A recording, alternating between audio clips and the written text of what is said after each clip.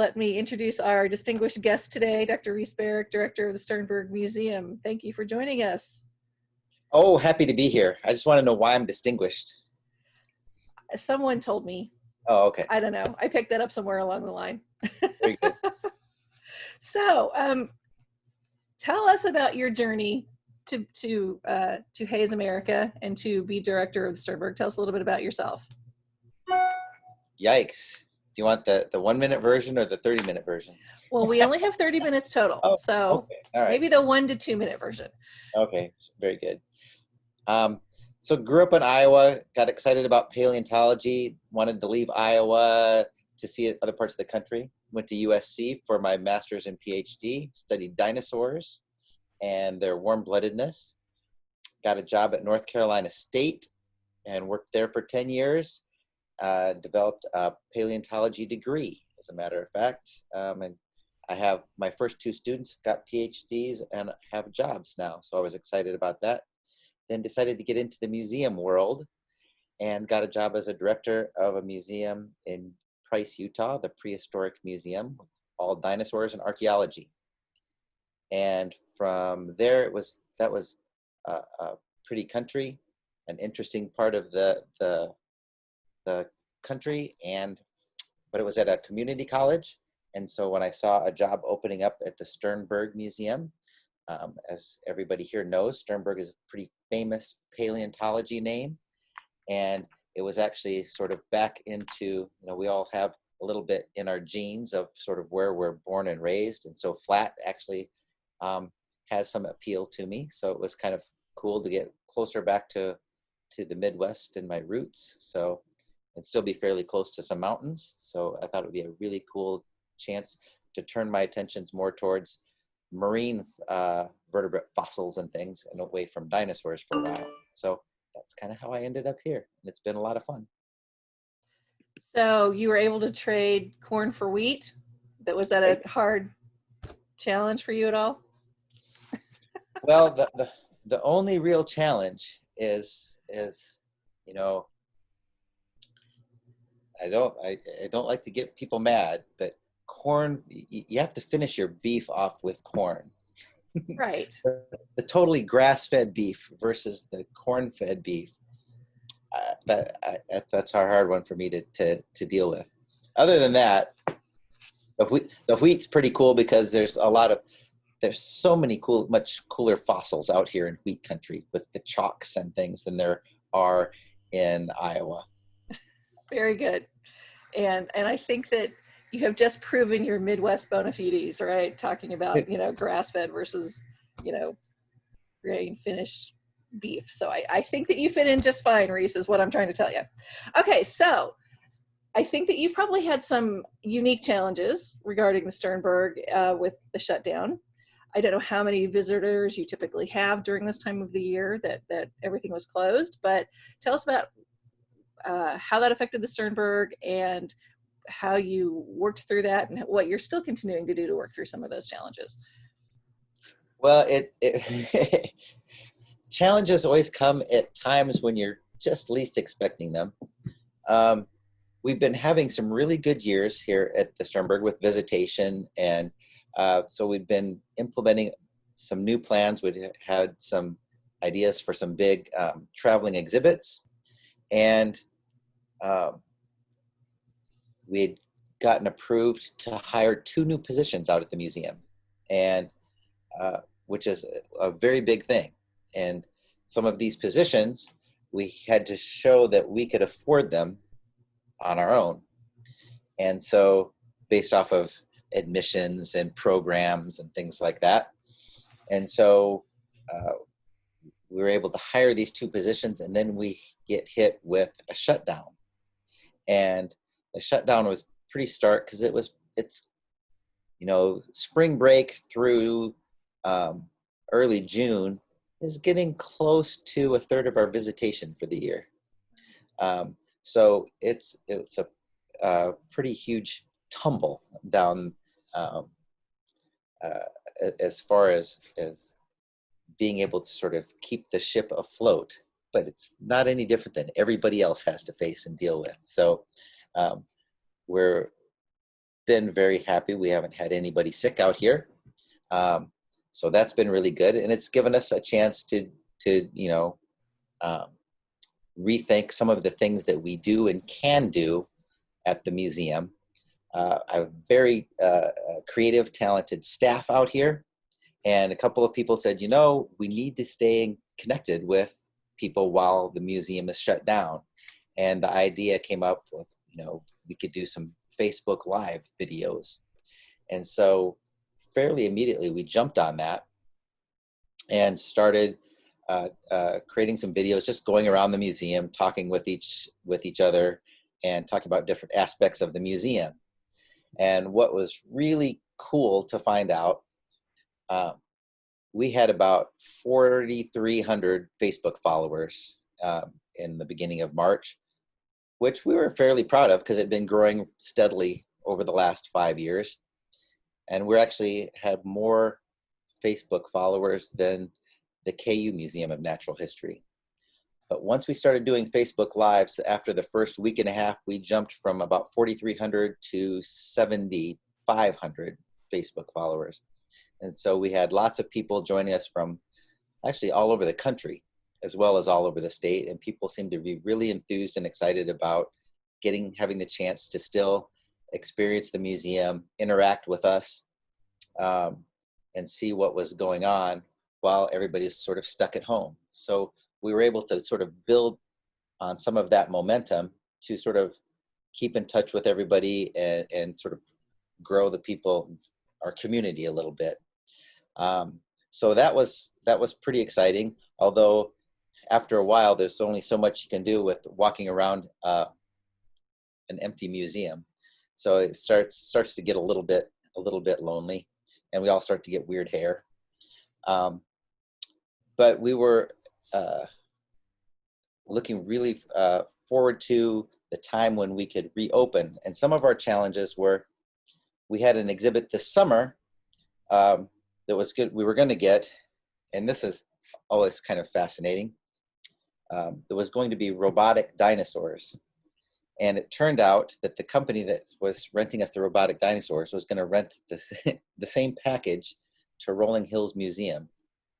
And we thought that was not really the wisest thing to do. So we were going to put that exhibit back off until next year.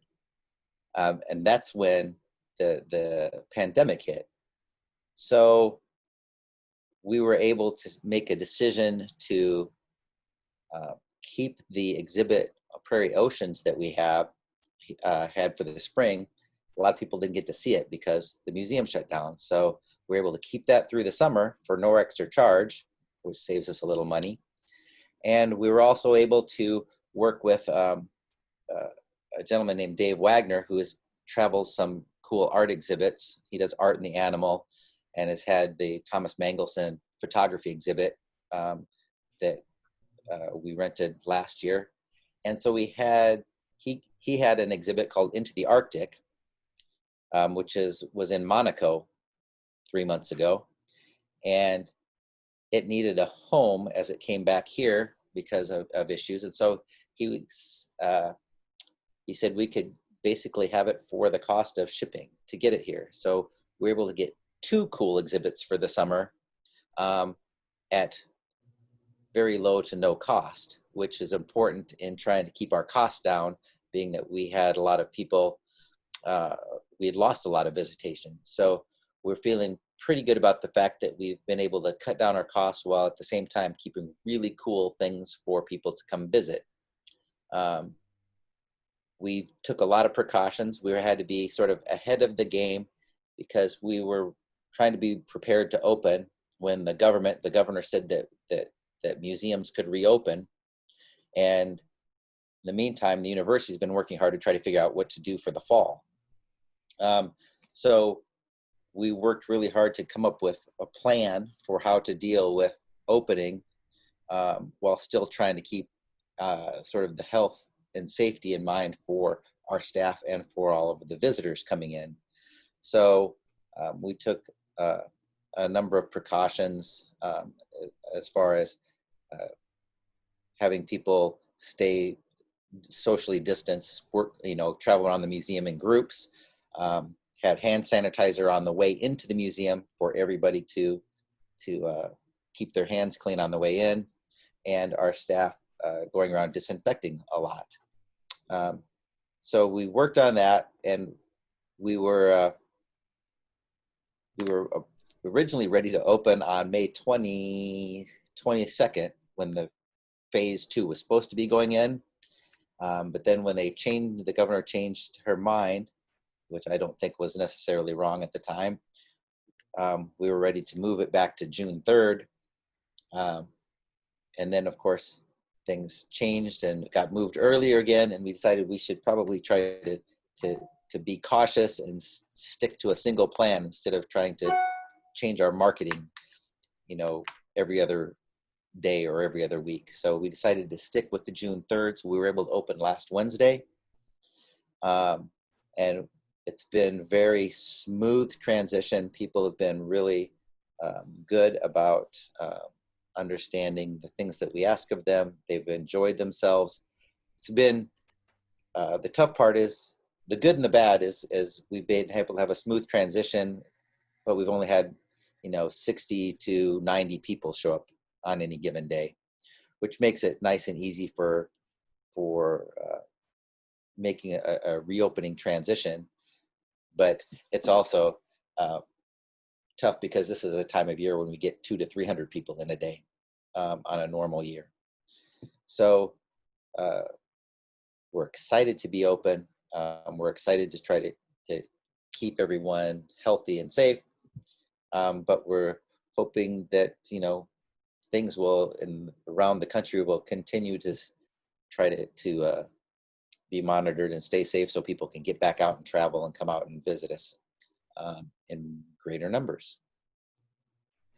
So are you trying to practice social distancing? Are people required to wear masks? Anything like that? We don't require, we can't really require people to wear masks.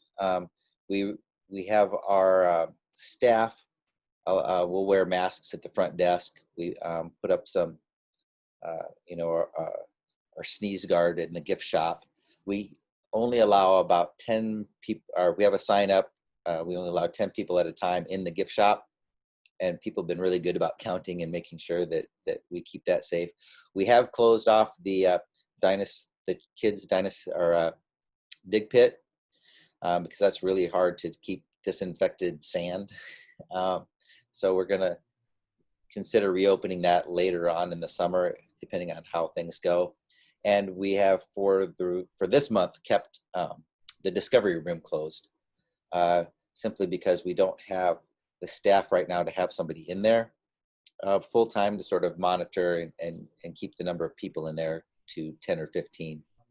So we'll reconsider that later in the month. So we do that. We ask everyone that comes to the museum, if they come as a couple or as a family or a group, to stay with their family or a group all the way through the museum, because it's a lot easier to socially distance a group if they stay together than everybody spread out and then trying to keep track of social distancing individuals.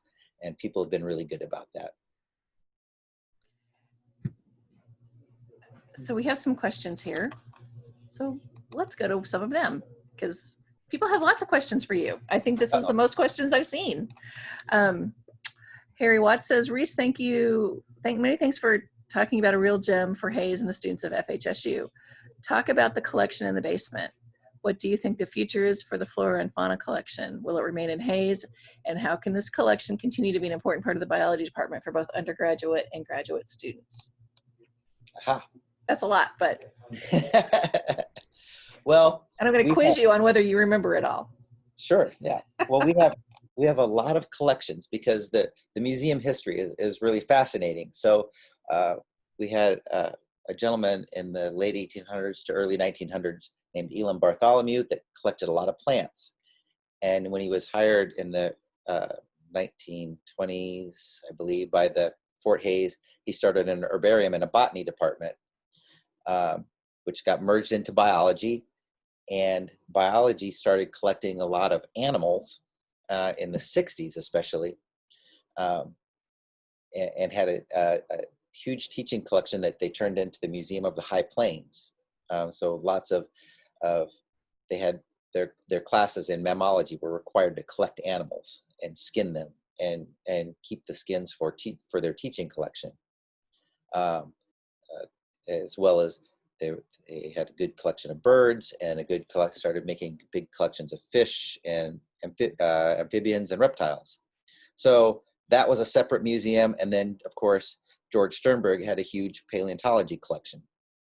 So when these were all merged into the Sternberg Museum of Natural History, we got all these collections together, and they're all down here in the first floor of the museum, and they're all still growing, and that's what's kind of exciting. We now have the one of the largest mammal collections in the country, probably the 5th or 6th largest mammal collection in the country, focused on the Great Plains. And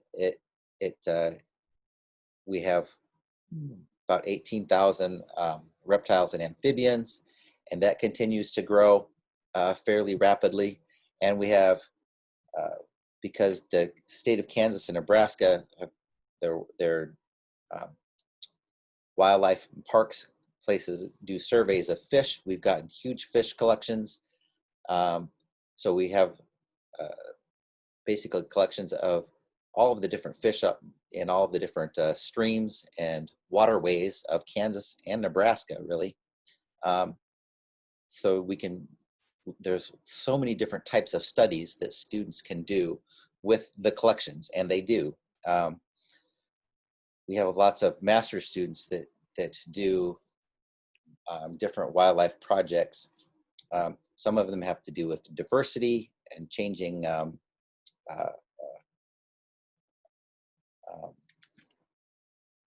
how wide an area species lives in as climate changes or agriculture changes or pressures from human development change. We have we've had students that have done isotopic studies on hair and fur of things like skunks to determine their distribution, and has their distribution changed because of changing agriculture or pesticides, because isotopes are sort of, you are what you eat, so you can figure out if there's been changes in diets. We now collect tissue samples from everything that we have, so that anybody can do DNA studies, and this has been really big. So people can do genetic analysis of anything from our collections.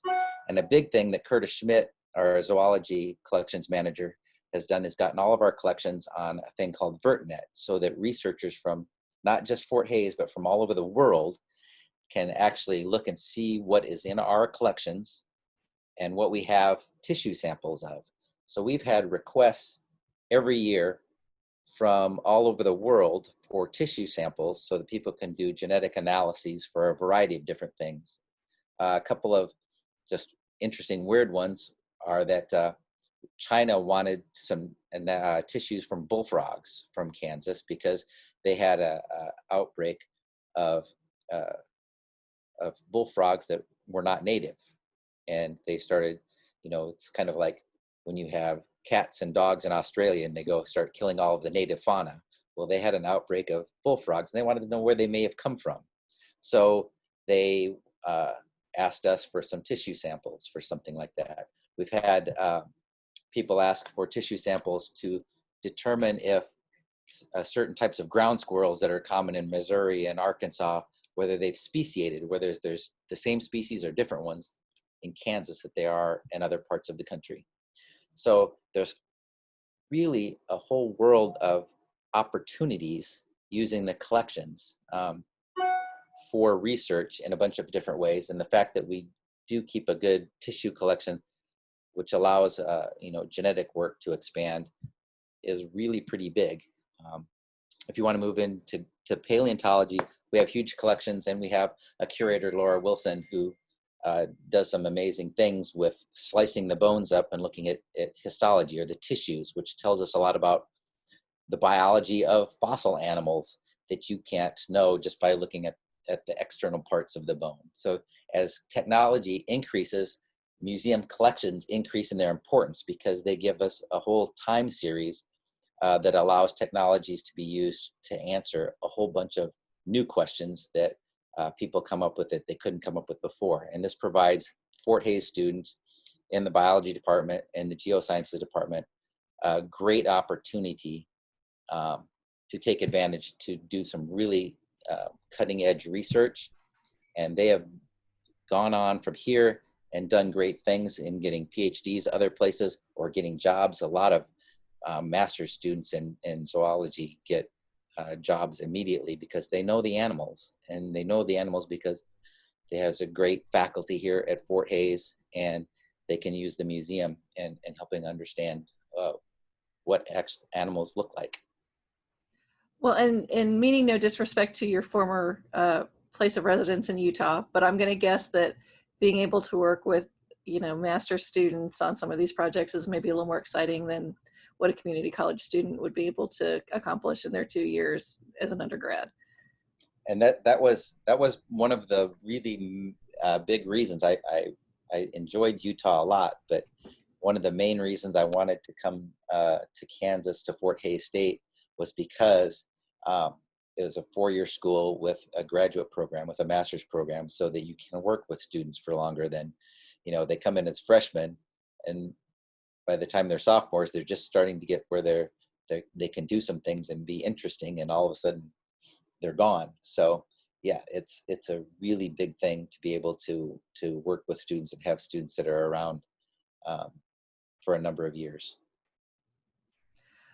Speaking of students, let's talk about students on the other end of the spectrum.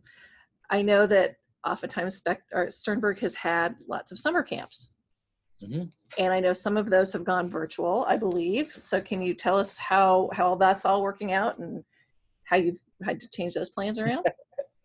Well, we were, we've been growing our summer camps every year, and we've gotten to where we're up to 16 or 18 different field camps where people have been coming from 25 or more states across the country. And sometimes we've had students from Bermuda and other places, even internationally, that have come here for our summer camps. And it's been a really big growth program for us. And so when we get to the point where we're thinking that we might not be able to have, students need to sign up, they pay, they've got to get plane tickets, they've got to get their way here.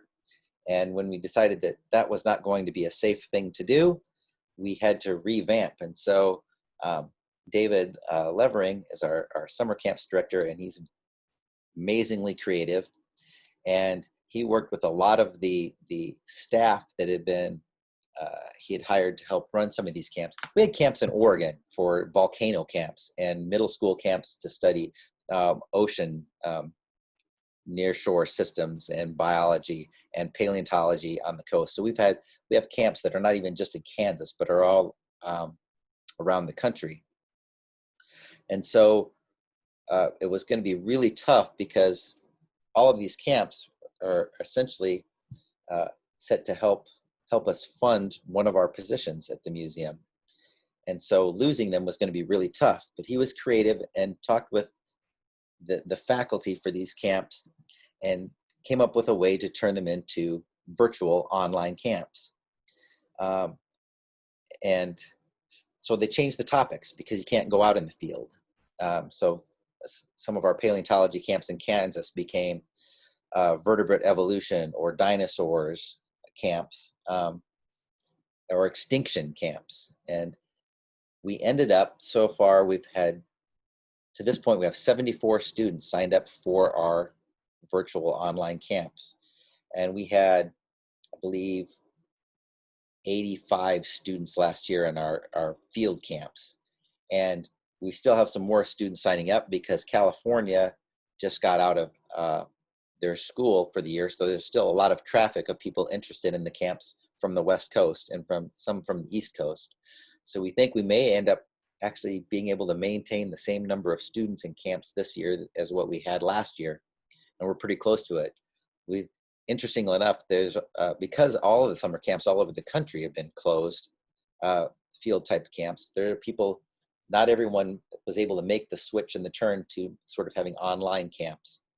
So we've got a couple of kids signed up for our elementary camps from California and Oklahoma and other places because parents are really looking for something for their kids to do.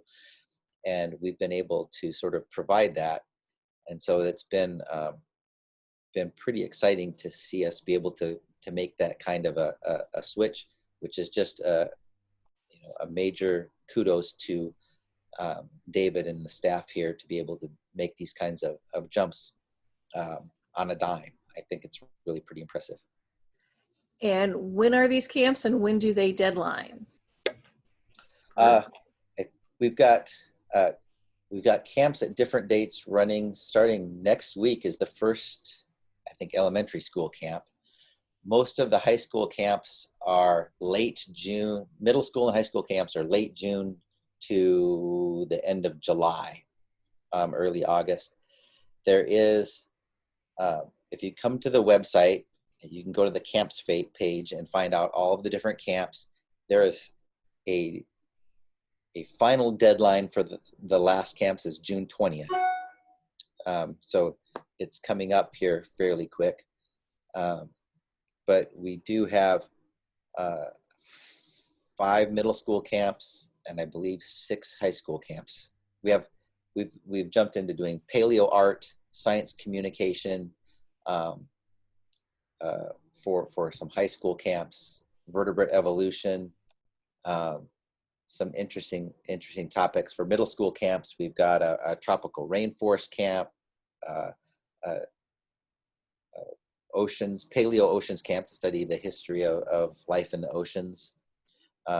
So there's a number of fun, cool, interesting things for kids to do. Very good. So Mary Hammond has a question here for you. Well, actually, she had several questions. She wanted to ask you about the camps, but I was already planning on doing that, so she doesn't get credit for that one. But I'll give you credit anyway, Mary. You were thinking about it. All right, so here is Mary's list of questions here. What space limitations do we have at the Sternberg? What are the needs of the museum, which donors, friends, alumni could focus on if they were so inclined? And if you could, what are your dreams? What ultimately, what would you like to be able to offer through the museum that maybe we can't right now?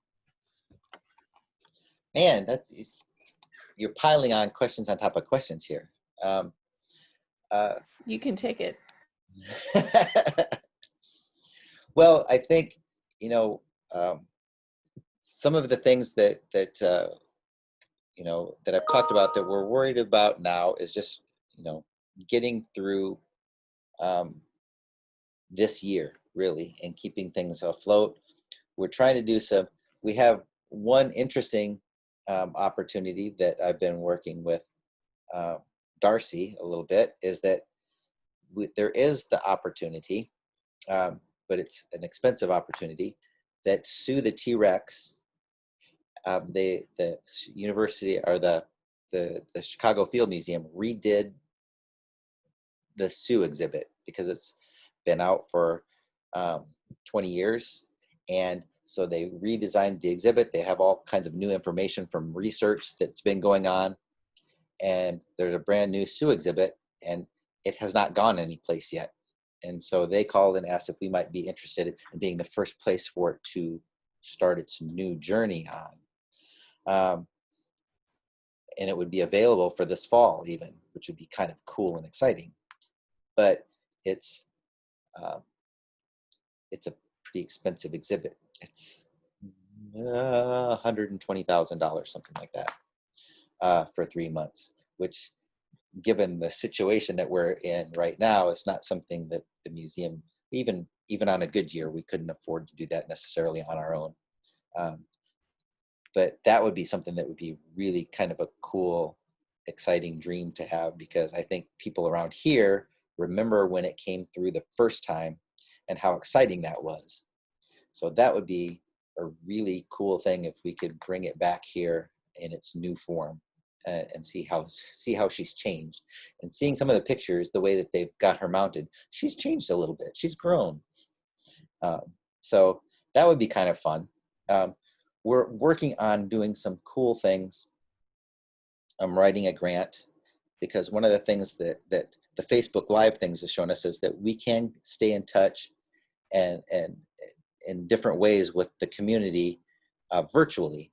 And so we're talking about wanting to create some more formal than strictly just the Facebook Lives, with a little bit better production mode of doing some 10-minute, 20-minute, and 30-minute type videos that we can create and send and put out live, or put out for people to look at, and then have some interactions, created videos that people can look at, and then we could have live interactions. So people have questions, they can interact with us. And these would be things that we could put out on a weekly and monthly basis, and also have them set up so that they would be useful for the schools. So teachers could use some of these videos and then contact us, and they could Zoom with us after looking at the videos, to have different content on whether it's paleontology or whether it was ecology and animal life.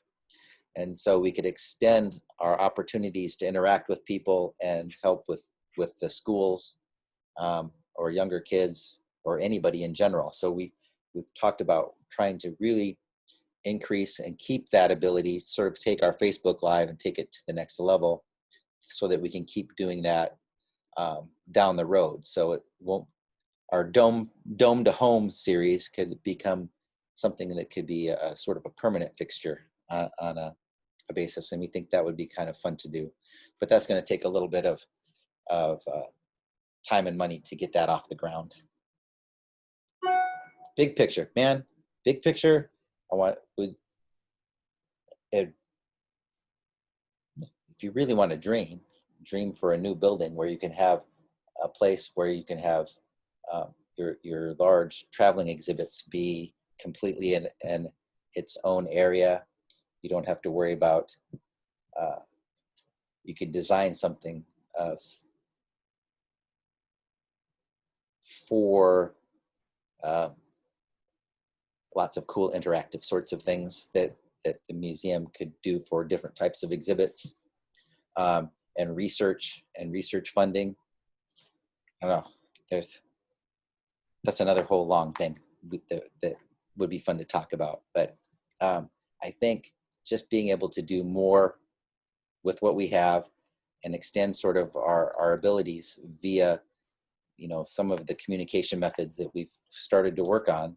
The university is an amazing place where you get great faculty on staff, and you get on-campus courses, but there's such a really cool sort of online courses that Fort Hays has. And I think that type of thing could really work well with the museum, and get more people to the museum. We also just got a grant from Wildlife Parks and Tourism to create traveling exhibits. And this is another area where we're starting to get into traveling exhibits, just to go around mostly the state of Kansas, to sort of get topics in the Sternberg sort of reach growing a little bit. We're going to have some a cool traveling exhibit on inside look at the Sternberg collections. We're going to have cool x-rays of our collections, so you can see inside the frogs and the snakes and see their skeletons. We're going to have an exhibit on the state symbols of Kansas that we're actually creating. That's going to be really cool to, I don't know how many of you can name all of the different state symbols of Kansas, but there's lots of cool ones. Charlene can, okay, yeah.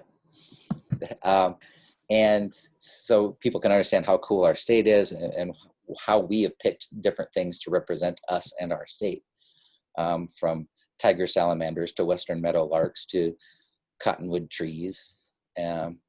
So there's all kinds of fun things there. And we're going to have one on mythology to paleontology, and another one on sort of the through the looking glass is what we're calling it. That's going to be on bone histology that Dr. Wilson has been working on, that really looks like art, but has all kinds of scientific information built into really kind of cool artworks. So more fun things that we're trying to do to reach more people and sort of let everyone know about the cool things that we've got here and in our state.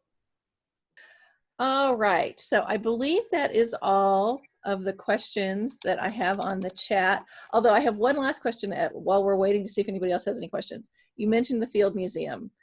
My family was there a couple of years ago, and I saw a replica of the fish within a fish. How many of those are around? Do you know?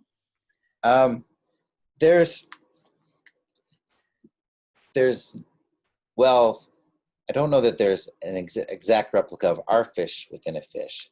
There's a number of xiphactinus fish that have bits of other fish inside of them. There's one in Nebraska. There's one in Miami now that was at the Smithsonian that went to Miami, that the Bonners worked on a little bit. I think there's of a xiphactinus with another fish inside. There's probably 4. Okay. I think something like that. But ours is the original and the best, most complete one. Okay. Another question just came in. Do you have artifacts from the former museum still in storage?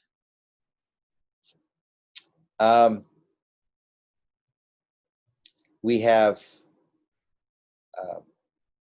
in 1999, depending on what you mean by artifacts, most of all of the historical artifacts, which had been sort of left in what is now the art building that was in the old power plant. Most of the historical artifacts were sort of packed in there.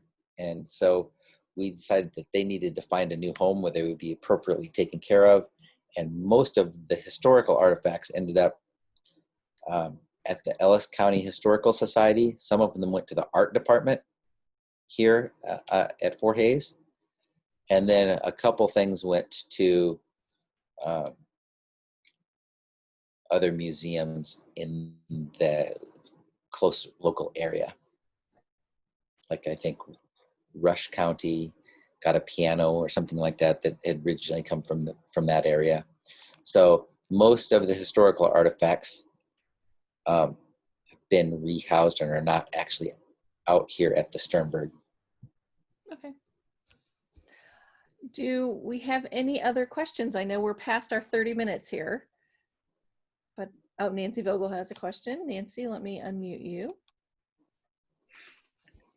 Good afternoon. I attended the dedication. I've even swum in that building. But not recently, right? No, not with the sharks. Letters were collected that were to be opened in like 20 years. Do you have any update on that? Yeah, that's we get that question on a fairly regular basis. It was tough because when I got here, people talked about it, but nobody knew too much about it. So we had gone and done some research trying to figure out when everything was supposed to happen and whether it was supposed to be 20 years or 25 years. And from what date. And so before we found all of the information, we sort of made a decision that we would make it 25 years from the opening of the museum in '99, which would put us here in 2024. And it would be doing it basically in March, the time that the museum opened. It was kind of weird because we eventually were able to dig and find a letter that talked about them creating the time capsule in '96, in the T-Rex, which was 3 years before the museum opened. And they had talked about doing it 25 years from then, but it was really not opened or the T-Rex wasn't finished till '97. They were just put out the call in '96 to get letters and things to put into it. And then they were put into it in '97. But we had at the time already made the decision, since before we found out that information, that it would be a lot easier to just go from the time that the museum opened at its out here at the Dome, which was 99. So instead of 20 years from either 96 or 97, we decided to make it just simply 25 years from 1999. So that will be March, is it 12th? When the museum opened in 99, we'll do that in 2024, which would be 25 years from the opening of the museum. Thank you. See, if I'd had another month to get ready for this, I could have kept it in much tighter bounds. I can talk forever.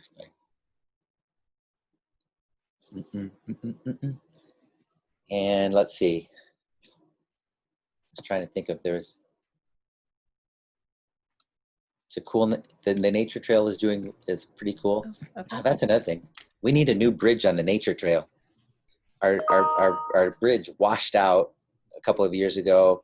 We kind of set it back in place, but it's been wet enough and tough enough that our Eagle Scout bridge we had to remove because it was not really safe. So we need a new bridge.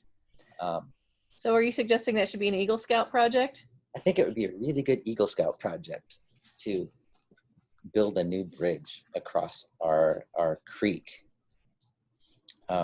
We might be able to drop a few hints, or you might have to wait a couple more years for a specific scout who lives in my house, if that's where you're going with that.